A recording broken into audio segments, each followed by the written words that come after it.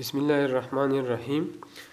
Mechanical behaviour of material में आज हम लेक्चर नंबर 3 स्टार्ट करते हैं। ठीक है, तो लेक्चर नंबर 3 हमारे साथ है tensile response of materials part 1। ठीक है, तो हमारे साथ हम मटेरियल के रिस्पांस चेक करते हैं। टेंसाइल लोड अब हम अप्लाई करते हैं तो हमारे साथ मुख्तलिफ़ किस्म की रिस्पांसेस आते हैं और 5 टाइप्स ऑफ कर्व्स हमारे साथ बनते हैं। स्ट्रेस स्ट्रेन कर्व हमारे साथ 5 टाइप्स बनते हैं। ठीक है, तो उसको हम लेक्चर 3 और लेक्चर नंबर 4 में डिस्कस करेंगे। ठीक है, तो उसको हमने 2 पार्ट्स में डिवाइड की है। पार्ट 1 हम लेक्चर 3 में डिस्कस करेंगे और पार्ट 2 हम टेंसाइल रिस्पांस ऑफ मटेरियल के हम लेक्चर नंबर 4 में हम डिस्कस करेंगे। ठीक है, तो सबसे पहले हम स्ट्रेस की डिफिनीशन, ट्रू स्ट्रेस क्या है, ट्रू स्ट्रेन क्या है, इंजीनियरिंग स्ट्रेस क्या है और इंजीनियरिंग स्ट्रेन हमारे साथ क्या है। ठीक है, तो definition of stress and strain. The first definition used extensively in engineering practice are engineering stress is equal load divided by initial cross sectional area. हमारे साथ पहले हमने सिर्फ स्ट्रेस डिफाइन किया था। ठीक है, आज के लेक्चर में सबसे पहले हम इंजीनियरिंग स्ट्रेस, इंजीनियरिंग स्ट्रेन और फिर ट्रू स्ट्रेस और ट्रू स्ट्रेन डिफाइन करते हैं। ठीक है, तो इंजीनियरिंग स्ट्रेस हमारे साथ है लोड पर ओरिजिनल क्रॉस सेक्शनल एरिया। ठीक है, मतलब किसी पॉइंट पे भी आप लोड अप्लाई करते हैं तो उसी टाइम पे जो ओरिजिनल एरिया हो स्टार्ट वाला, ठीक है, तो वही एरिया हम लेंगे। P डिवाइड बाई A0, तो P हमारे साथ अप्लाइड लोड है और A0 हमारे साथ ओरिजिनल एरिया है। ठीक है, इस तरह इंजीनियरिंग स्ट्रेन हमारे साथ बराबर है चेंज इन लेंथ पर इनिशियल लेंथ। ओरिजिनल जो लेंथ है वही लेंथ हम लेंगे। ठीक है, तो चेंज इन लेंथ हमारा था final length minus initial length divide by initial length. ठीक है, where LF is equal to final gauge length और L0 is equal to initial gauge length. ठीक है, तो ये हमारे साथ इंजीनियरिंग स्ट्रेस और इंजीनियरिंग स्ट्रेन है। ठीक है, इसके बाद हमारे साथ ट्रू स्ट्रेस और ट्रू स्ट्रेन है। तो ट्रू स्ट्रेस हमारे साथ है लोड पर instantaneous cross sectional area AI अब ओरिजिनल एरिया नहीं है।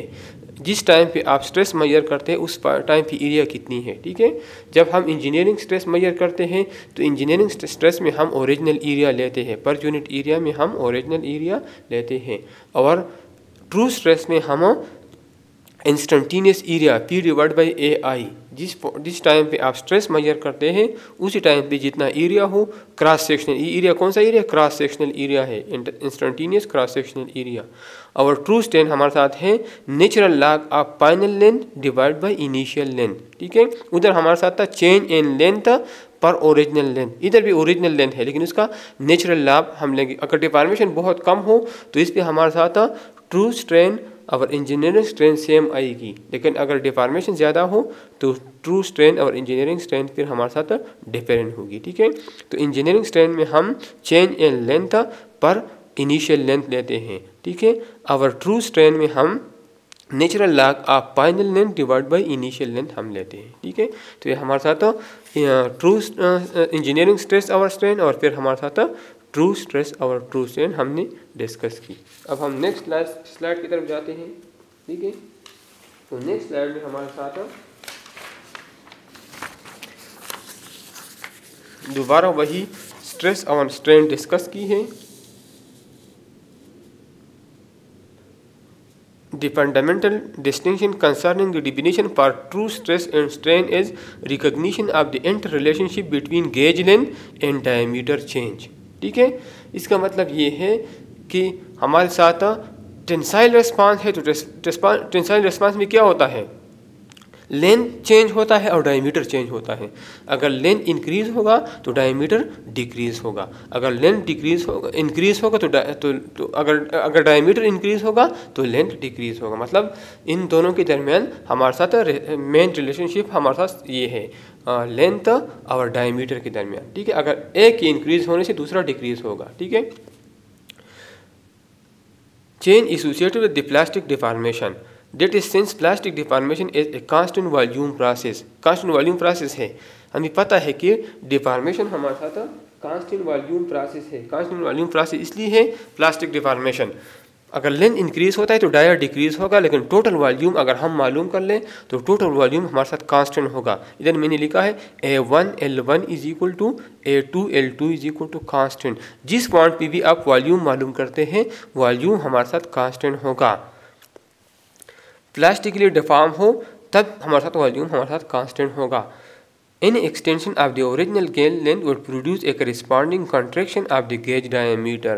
अगर लेंथ इंक्रीज होता है तो डाया डिक्रीज होता है, लेकिन टोटल वॉल्यूम हमारे साथ कांस्टेंट होगा। A1L1 is equal to A2L2 is equal to constant. इससे हम इस तरह भी लिख सकते हैं AL is equal to constant भी हम लिख सकते हैं। For example, if a 25 mm long sample were to extend uniformly by 2.5 mm owing to a tensile load P। इसका मतलब ये है अगर हमारे साथ एक सैंपल है जिसका लेंथ 25 मिलीमीटर है, ठीक है, और ठीक है, तो एक्सटेंड यूनिफॉर्मली बाय 2.5 मिलीमीटर और इसकी लेंथ में इंक्रीज आ जाए बाय 2.5 मिलीमीटर, ठीक है। इस पे हम टेंसाइल लोड अप्लाई कर लें और इसका लेंथ हमारे साथ इंक्रीज हो जाए बाय 2.5 मिलीमीटर, ठीक है, टेंसाइल लोड की वजह से। द रियल और true stress would have to be higher than computed by the engineering stress formulation. मतलब ट्रू स्ट्रेस हमारे साथ इंजीनियरिंग स्ट्रेस से ज़्यादा होगा, since L2 divide by L1 is equal to 1.1, ठीक है। तो ये L2 divide by L1 is equal to 1.1 ये हमारे साथ कहाँ से आ गया, ठीक है। तो पहले हम ये चेक करते हैं, ठीक है। L2 डिवाइड बाय L1 ये हमारे साथ कहाँ से आ गया, तो पहले हम ये चेक करते हैं।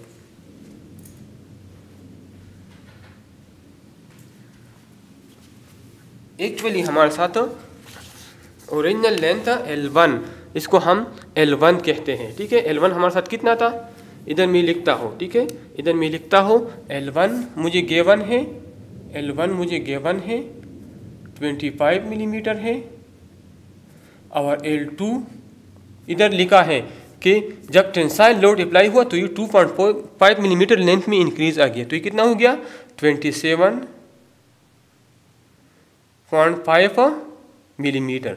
तो अगर हम L2 बाई L1 मालूम कर लें, अगर हम L2 बाई L1 मालूम कर लें तो 27.5 डिवाइड बाई 25, इससे हमारे साथ आंसर आएगा 1.1, ठीक है। 27.5 डिवाइड बाई 25 अगर आप कर लें तो आंसर आएगा 1.1। इसलिए इधर लिखा है कि L2 बाई L1 हमारे साथ 1.1 होगा, ठीक है। पर हम equation 1.3 A1 divide by A2 is equal to 1.1 अब ये इक्वेशन यूज़ किया है, तो इक्वेशन हमारे साथ है A1 L1 is equal to A2 L2। तो इससे अगर हम A1 डिवाइड बाई A2 मालूम कर ले तो A1 डिवाइड बाई A2 हमारे साथ होगा L2 डिवाइड बाई L1, और L2 डिवाइड बाई L1 की वैल्यू हमारे साथ है 1.1, ठीक है। इसकी वैल्यू हमारे साथ 1.1 होगी, ठीक है। इसकी वैल्यू हमारे साथ, तो इधर लिखा है कि A1 divide by A2 is equal to 1.1, तो इसमें वैल्यू पुट किया है, इस इक्वेशन को रीअरेंज किया है। A1 divide by A2 is equal to L2 divide by L1 is equal to 1.1, तो हमारे साथ ये इक्वेशन बन गया A1 divide by A2 is equal to 1.1, so that A2 is equal to A1 divide by 1.1। मतलब अगर इस equation को हम रीअरेंज कर लें, इससे हम A2 मालूम कर लें तो A2 हमारे साथ होगा A1 डिवाइड बाई 1.1, मतलब A2 कम हो जाएगा। अगर 1.1 पे हम डिवाइड कर लें तो हमारे साथ A2 एरिया फाइनल एरिया हमारे साथ डिक्रीज होगा A1 से। The true stress is then shown to be sigma true is equal to 1.1 P divide by A1, इसमें ये टर्म आ जाएगा, ठीक है। A2 की वैल्यू अगर हम पुट करते हैं तो A2 की जगह आ जाएगा A1 डिवाइड बाई 1.1, तो 1.1 डबल डिवीजन में ऊपर आ जाएगा, तो ये हमारे साथ ट्रू स्ट्रेस होगा 1.2 P डिवाइड बाई A1, ठीक है। तो इस ये वैल्यू हमारे साथ ज़्यादा होगी क्योंकि ये 1.1 से मल्टीप्लाई हो गया, ठीक है। तो सिग्मा ट्रू हमारे साथ ज़्यादा होगा इंजीनियरिंग स्ट्रेस से and is larger than the engineering value. By combining equation 1.1a 1.2a and 1.3 the relationship between the true stress and engineering stress is shown to be true stress is equal to P divide by A0 L1 divide by L0 is equal to sigma engineering L divide by L0 is equal to sigma engineering 1 plus epsilon. तो ये proof है, ये आप कर सकते हैं। पहले दो इक्वेशन आपने पढ़ दी, हमारे साथ है दो इक्वेशन, ठीक है। इधर लिखा equation 1.1, equation 1.1a, 1.2a, 1.3। 1.1a हमारे साथ ये है sigma engineering is equal to P divide by A naught. 1.2a हमारे साथ P divide by A I है, ठीक है। और इस तरह 1.3 हमारे साथ A1 L1 is equal to A2 L2। अगर इन तीन इक्वेशन हम कंबाइन कर लें तो हमारे साथ ये वाला रिलेशन आ जाएगा, ठीक है। इस तरह अगर हम 1.1b और 1.2b को कंबाइन कर लें, 1.1b हमारे साथ ये है और 1.2b हमारे साथ ये वाला इक्वेशन है। तो अगर हम 1.1b 1.2b, ठीक है, इसको अगर हम कंबाइन कर लें तो हमारे साथ ये रिलेशन आ जाएगा, epsilon true is equal to natural log of epsilon engineering plus 1, ठीक है। Epsilon true is equal to ये रिलेशन आ जाएगा, ठीक है। तो हमारे साथ इंजीनियरिंग स्ट्रेस और ट्रू स्ट्रेस, इस तरह इंजीनियरिंग स्ट्रेस स्ट्रेन और ट्रू स्ट्रेन के दरमियान हमारे साथ ये दो रिलेशन है। 1.4 हमारे साथ रिलेशनशिप है between engineering true stress and engineering stress, ठीक है। और 1.5 हमारे साथ रिलेशनशिप है between engineering strain and true strain. तो ये प्रूफ्स आप कर सकते हैं, अगर पहले इक्वेशन को आप कंबाइन कर लें तो आसानी से आप ये दो इक्वेशन मालूम कर सकते हैं, सिंपल प्रूफ है, ठीक है। और इस स्लाइड में हमारे साथ definition of stress in natural log L1 divide by L2 L naught plus natural log of L2 divide by L1 is equal to natural log of L2 divide by L naught is equal to sigma epsilon true total, ठीक है। अगर total stress हम मालूम करते हैं तो इस फार्मूले से natural log of L1 divide by L naught plus natural log of L2 divide by L1 से हम मालूम कर सकते हैं। अब हम नेक्स्ट स्लाइड की तरफ जाते हैं। तो नेक्स्ट स्लाइड पे एक एग्जाम्पल सॉल्व किया है। इस प्रीवियस स्लाइड से हम ये पता चला कि हमारे साथ ट्रू स्ट्रेस हमारे साथ इंजीनियरिंग स्ट्रेस से ज़्यादा होगा, ठीक है। अब एग्जांपल 1.1 है, ए 25 centimetre long rod with a diameter of 0.25 centimeter is loaded with a 4,500 Newton, ठीक है, weight. If the diameter decreases to 0.22 centimetre compute the following, ठीक है। क्या क्या कंप्यूट द फॉलोइंग वो नीचे गिवन है, ठीक है। तो पहले मैं डेटा लिखता हूँ, ए 25 सेंटीमीटर लॉन्ग रॉड, ठीक है। तो इसका लेंथ L1 हमारे साथ कितना है, जो हमारे साथ ओरिजिनल लेंथ है 25 सेंटीमीटर, ठीक है। Long rod diameter of 0.25 centimetre. तो इसको मैं आप डी नॉट का नाम भी दे सकते हैं, मैं D1 का नाम देता हूँ। तो D1 हमारे साथ 0.25 सेंटीमीटर है, ठीक है। As loaded with a 4,500 newton load. तो लोड P हमारे साथ है 4,500 न्यूटन, ठीक है। अगर if the diameter decrease, tensile load apply हुआ तो टेंसाइल लोड में लेंथ इंक्रीज होता है और डायमीटर डिक्रीज होता है। तो D2 हमारे साथ डिक्रीज हो गया, कितना, D2 हमारे साथ आ गया 0.22 सेंटीमीटर। कंप्यूट द फॉलोइंग, क्या मालूम करना है, नीचे आप देख ले, ए में है the final length of the rod. Final length of the rod मालूम कर लें। तो final length of the rod बहुत आसान है, किस तरह आप मालूम करेंगे। एक फार्मूला आपने पढ़ा प्लास्टिक डिफॉर्मेशन में कि A1 L1 is equal to A2 L2, ठीक है। तो A1 हमारे साथ है π/4 D1 square L1 is equal to π/4 D2 square L2, ठीक है। तो इस फार्मूले में हमारे साथ जो फार्मूला मैंने आपके सामने लिख लिया, π/4 के साथ कैंसिल हो जाएगा, ठीक है। अब D1 square L1 is equal to D2 square L2। तो D1 हमारे साथ है, L1 हमारे साथ है, D2 हमारे साथ है, L2 हमारे साथ है। तो इससे आप L2 की वैल्यू आसानी से मालूम कर सकते हैं, जो नीचे गिवन है। L2 की वैल्यू नीचे गिवन है, L2 is equal to A1। इस इक्वेशन को अगर आप रीअरेंज कर लें तो L2 is equal to A1 L1 divide by A2, और इसमें आप वैल्यू पुट कर लें तो L2 हमारे साथ आ जाएगी 32.3 सेंटीमीटर, ठीक है। दूसरा रिक्वायरमेंट ये है ट्रू स्ट्रेस मालूम करें और ट्रू स्ट्रेन मालूम कर ले, ठीक है। तो ट्रू स्ट्रेस का फार्मूला हमारे साथ है P divide by AI। True stress AI क्या है? Instantaneous area. इसमें हम फाइनल एरिया लेंगे, ठीक है, पहले वाला एरिया नहीं, दो, ठीक है, फाइनल एरिया हम लेंगे, ठीक है, D2 वाला, जहाँ पे डायमीटर D2 है, इस पर लेंथ इंक्रीज हुआ है। तो ट्रू स्ट्रेस हमारे साथ है P डिवाइड बाई AI।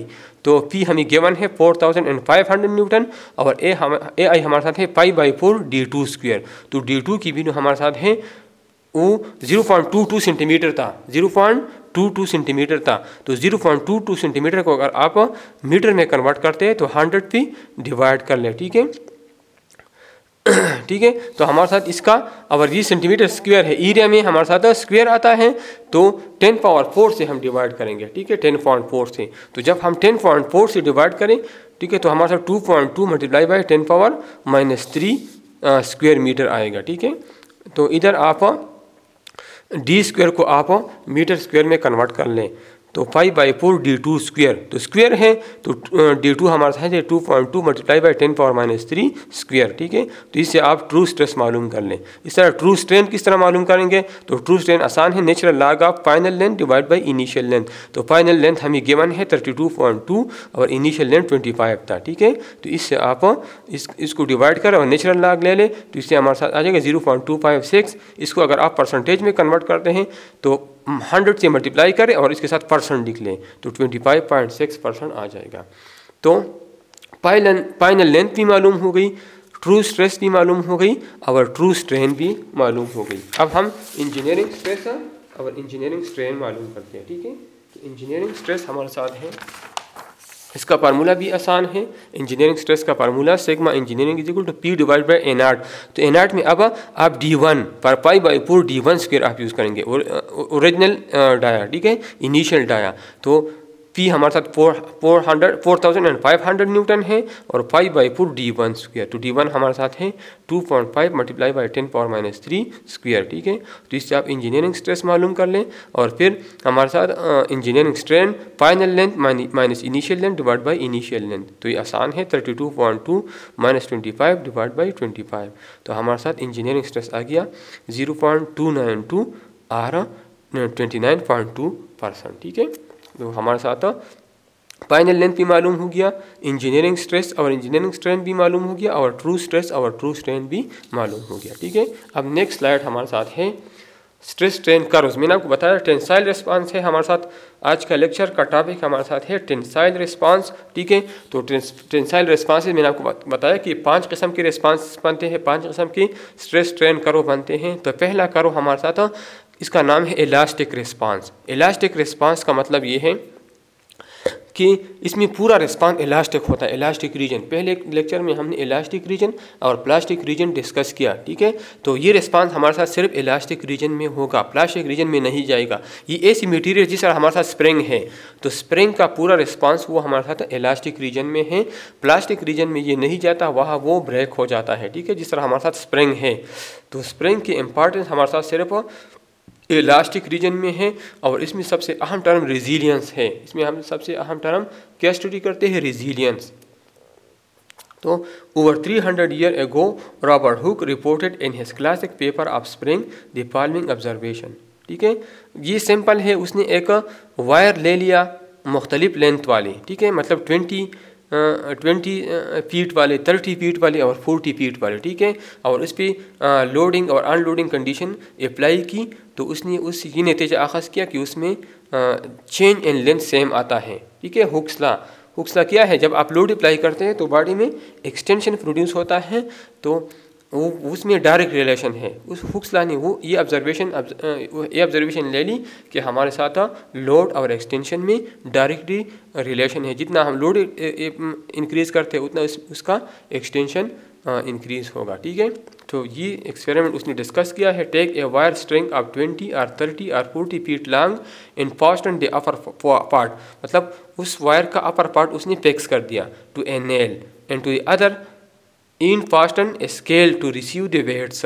नीचे एक स्केल फिट किया वेट्स के लिए। Then with a pair of compasses the distance from the bottom of the scale to the ground or floor bench, then put a weight into the scale and measure the several stretching of the set string and set them down, मतलब ये है कि उसने एक scale fit कर दिया और उसमें ग्रेजुअली वेट मतलब पहला 5 न्यूटन लोड डाल दिया, फिर 10 न्यूटन, फिर 15 न्यूटन लोड डाल दिया, फिर 20 न्यूटन डाल दिया, ठीक है। And measure the several stretching of the set string and set them. 5 Newton पे उसने स्ट्रेचिंग नोट किया, 10 न्यूटन पे उसने स्ट्रेचिंग नोट किया, 15 न्यूटन पे उसने स्ट्रेचिंग नोट किया, ठीक है, मुख्तलिफ लोड पे। And measure the several stretching of the set string and set them down. Then compare the several stretching of the string and you will find that they will always bear the same proportion one to the other। मतलब load और extension के दरमियान same direct relation था, ठीक है, to that made them, ठीक है। मतलब उसने मुख्तलिफ किस्म की, मतलब एक मटीरियल की मुख्तलिफ स्ट्रिंग ले ली, 20 फीट, 30 फीट, 40 फीट, एक मटीरियल की मटीरियल चेंज नहीं किया, ठीक है। और उसने ये नतीजा अखज़ किया कि लोड और एक्सटेंशन के दरमियान डायरेक्ट रिलेशनशिप है, ठीक है। तो अब हम नेक्स्ट स्लाइड की तरफ जाते हैं। तो नेक्स्ट स्लाइड में हमारे साथ उसने ये नतीजा अखज़ किया कि when the observation may be describe mathematically by the equation for an elastic spring F is equal to के एक्स। तो इससे पहले हम इस तरह भी लिख सकते हैं F as proportional to x. X क्या है? एक्स हमारे साथ वो एक्सटेंशन है और एफ अप्लाइड लोड है, ठीक है। पहले 5 न्यूटन लोड डाल दिया, फिर एक्सटेंशन नोट किया, फिर 10 न्यूटन, फिर 15 न्यूटन, फिर 20 न्यूटन, आहिस्ता आहिस्ता इंक्रीज़ किया।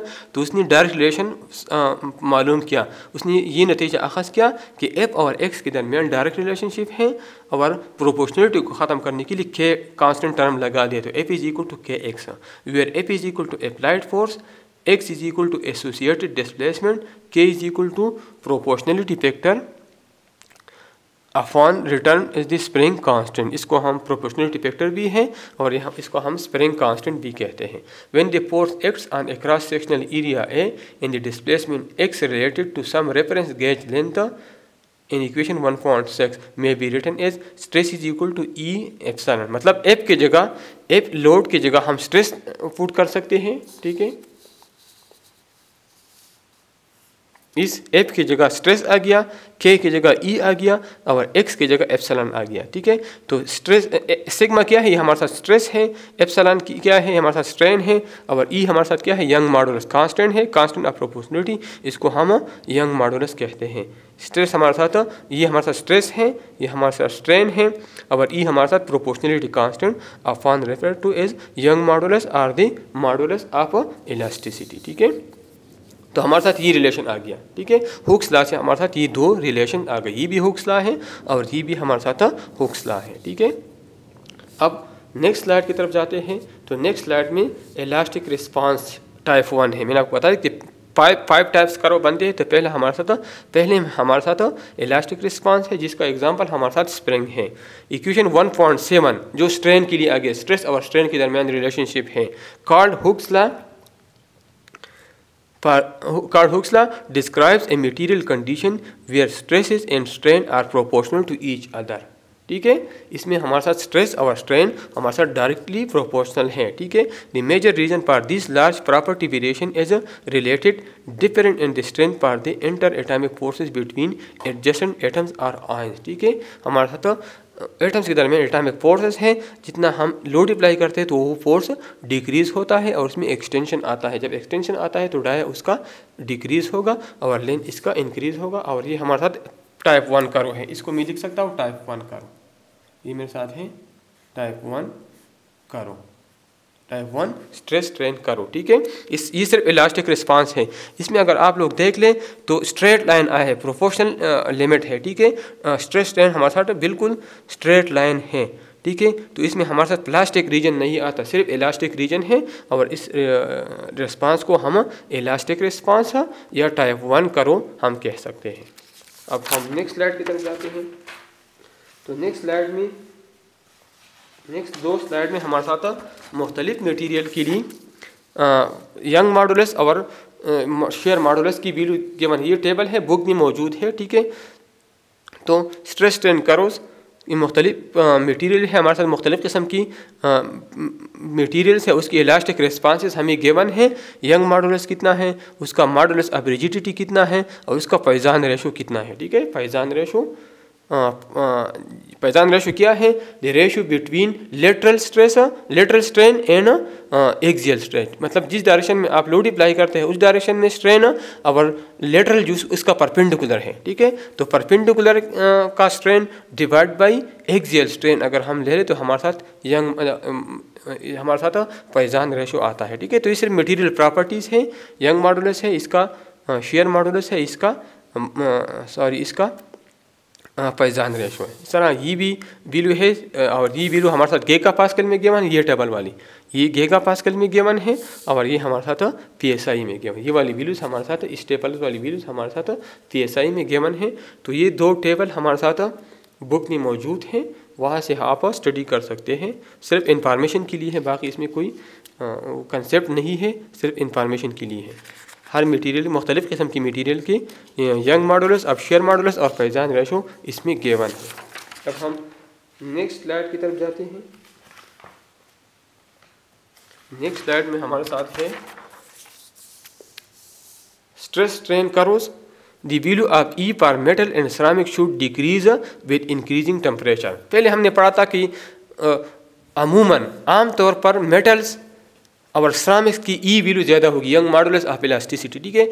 पॉलीमर की कम होगी और कंपोजिट मटेरियल के डिपेंड करता है। कंपोजिट मटेरियल के मुख्तलिफ अक़साम हैं हमारे साथ, मेटल मैट्रिक्स कंपोजिट है, पॉलीमर मैट्रिक्स कंपोजिट है। तो अगर मेटल मैट्रिक्स कंपोजिट और पॉलीमर मैट्रिक्स कंपोजिट का हम मुआजना करते हैं तो मेटल मैट्रिक्स कंपोजिट का ई ज़्यादा होगा, पॉलीमर मैट्रिक्स कंपोजिट का ई हमारे साथ कम होगा। तो वो डिपेंड करते हैं, ठीक है।